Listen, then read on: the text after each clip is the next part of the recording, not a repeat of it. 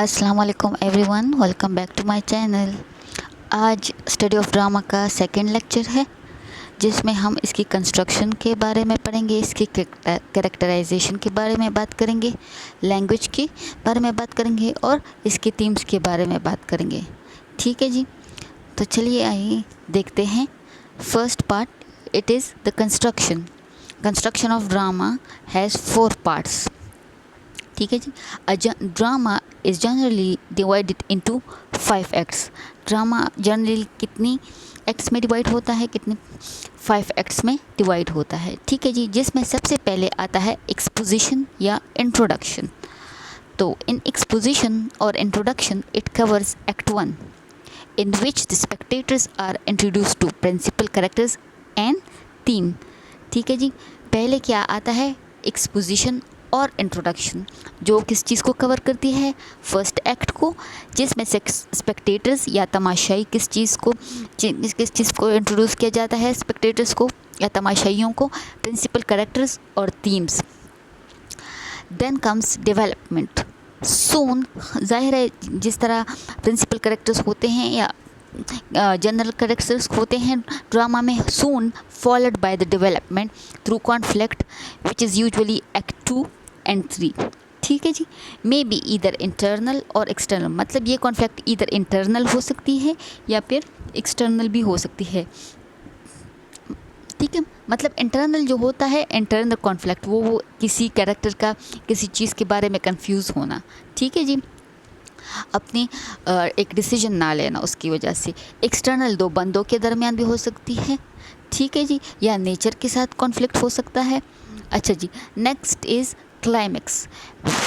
Then comes climax और crisis. Usually it is in act 4 which is a turning point, and now the fortunes of heroes takes a turn for the better, मतलब comedy, or it takes turn for the worse, that is a tragedy।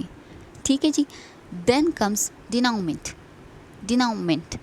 then crisis is followed by denouement which is usually act 5 or the catastrophe। All complications are now removed. सारी जो complications जो होती हैं वो removed हो जाती हैं। All knots are united and the play ends either happily or unhappily. ठीक है जी, एक बार फिर से ये देख ले कि स्टडी ऑफ ड्रामा क्या है। कंस्ट्रक्शन जो है, स्टडी ऑफ ड्रामा में कंस्ट्रक्शन क्या है, it has 4 parts generally divided into 5 acts. Exposition और इंट्रोडक्शन जो एक्ट 1 को कवर करती है और स्पेक्टेटर्स को किस चीज़ से इंट्रोड्यूस करवाया जाता है, प्रिंसिपल कैरेक्टर्स और थीम्स से। फिर डेवलपमेंट होती है। ठीक है जी, जो डेवलपमेंट होती है वो कॉन्फ्लिक्ट के थ्रू होती है और ये एक्ट 2 और 3 को कवर करती है। और ये कॉन्फ्लिक्ट इधर इंटरनल हो सकता है और एक्सटर्नल भी हो सकता है। देन कम्स इज़ क्लाइमेक्स और क्राइसिस। क्लाइमेक्स और क्राइसिस यूजुअली एक्ट 4 होता है। ठीक है जी, जो टर्निंग पॉइंट होता है एक हीरो के लिए, तो यह चीज़ें उसके हक में चली जाती है। टर्न्स इधर take a good turn, better turn और worse. Then in the last act 5 is the denouement। then crisis is followed by denouement or the catastrophe। all the complications जो मुश्किलात होती हैं वो रिमूव हो जाती हैं, ख़त्म हो जाती हैं, और जो नॉट्स हो जाते हैं वो यूनाइटेड हो जाते हैं। तो प्ले या तो हैप्पीनेस की तरफ चला जाता है या फिर अनहैप्पीनेस की तरफ चला जाता है। अच्छा जी, next point is characterization. It's fundamental element in dramatic art. क्या चीज़ फंडामेंटल एलिमेंट है ड्रामेटिक आर्ट में? Characterization. It's first essential is brevity. ठीक है जी, इट्स फर्स्ट एसेंशियल क्या है? ब्रेविटी। प्ले में not be over crowded with too many characters. Play को बहुत ज़्यादा कैरेक्टर्स से ओवर क्राउडेड नहीं किया जाना चाहिए।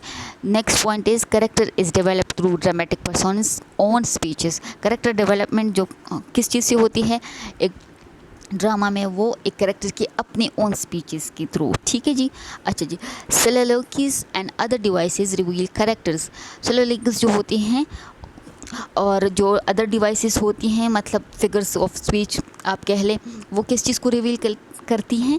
Reveal the characters of the drama. Then internal conflict goes on. Internal conflict जो मैंने आपको बताया, कन्फ्यूजन होती है एक किरदार को, उसको कहते हैं, वो भी इसके साथ चलती रहती है। देन इज़ लैंग्वेज, मतलब लैंग्वेज कैसी होनी चाहिए ड्रामा की, may be written in verse और प्रोज। अच्छा जी, the language of drama may be either in verse or in prose. Shakespeare used both, मतलब he also used verse and prose, while plays of John Galsworthy and George Bernard Shaw are wholly prose. ठीक है जी, Shakespeare ने दोनों को use किया, मतलब verse और pros दोनों को अपने ड्रामा के लिए यूज़ किया, जबकि John Galsworthy and George Bernard Shaw ने सिर्फ किसको यूज़ किया, प्रोज को यूज़ किया। अच्छा जी, dialogues must be brief and to the points, dialogues छोटे होने चाहिए और टू द पॉइंट होने चाहिए।